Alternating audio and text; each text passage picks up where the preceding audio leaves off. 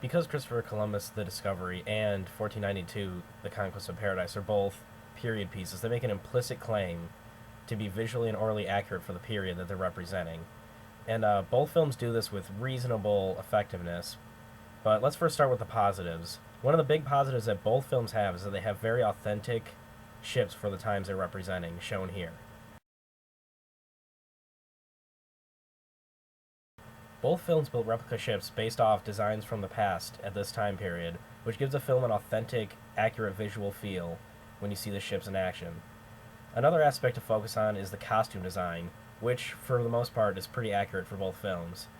First, I'll concentrate on Christopher Columbus' The Discovery, in which Christopher Columbus starts off in kind of a merchant's garb, which would be pretty accurate considering he's not a high noble.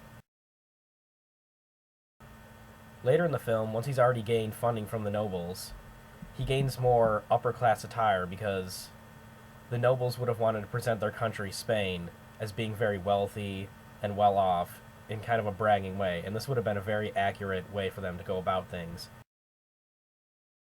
This is much different in the film 1492 because throughout the beginning of the film till when Christopher Columbus lands on the islands, he doesn't really have an upgrade in clothing given by the nobles of Spain. This isn't completely entirely visually accurate because Spain would have wanted to put out a better impression if they thought Columbus was going to land in China. They would have wanted him to look professional and noble to make Spain look good to the rest of the world. They weren't expecting him to land on small islands with natives that wouldn't have really cared.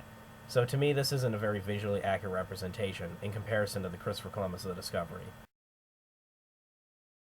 The last thing I'd like to talk about visually is how Columbus interacts with the nobles in both films. Now, in Christopher Columbus of the Discovery, this is probably the most visually inaccurate part because he talks to nobles as if he's their equal or almost better than them, especially in the scene with King John when he negotiates. He argues with them and he stands up to them like they're on equal level. This wouldn't have been super accurate because nobles had a much higher standing than everyone else and were almost considered like gods.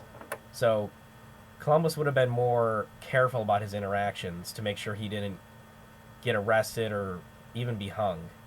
Now, this is a little bit better in 1492 because during negotiation scenes, Columbus kind of hangs back a little bit once he gets too heated, knowing that he might have problems if he goes any farther. This is especially obvious in the scene where Columbus comes back and is insulted by the king, and he doesn't say anything back for risk of being hung. These two scenes are also probably the most orally inaccurate as well, because you also would not see Christopher Columbus raise his voice to nobles in the way he did in either film. This would have been extremely risky for someone of lower standing, especially because he's not even in his own country. Outside of these interactions with nobles, and the fact that the film is in English, these films are both very orally accurate. For example, in Christopher Columbus The Discovery, instead of singing the hymns in English, all hymns are sung in Latin, which is how most Bible verses were read at the time.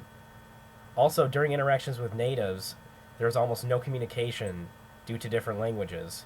This is very accurate, and a big reason why Columbus was able to fool natives, because they didn't really understand what he was saying.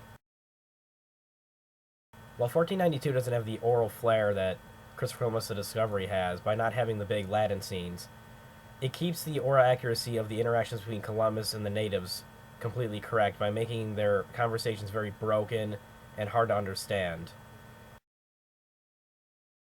Both these films keep up that part of the oral accuracy, which to me is the most important part because it fits with the themes of why Columbus was able to kind of swindle the natives. So to me, all the other flaws, like the English, are passable because these oral parts are accurate enough. So, while both films kind of portray Columbus as being more visually bold and orally bold towards nobles and have a few other flaws, they get the main points correct in showing how visually and orally things would sound at the time, which is why I do believe that both films meet their implicit claims of truthfulness.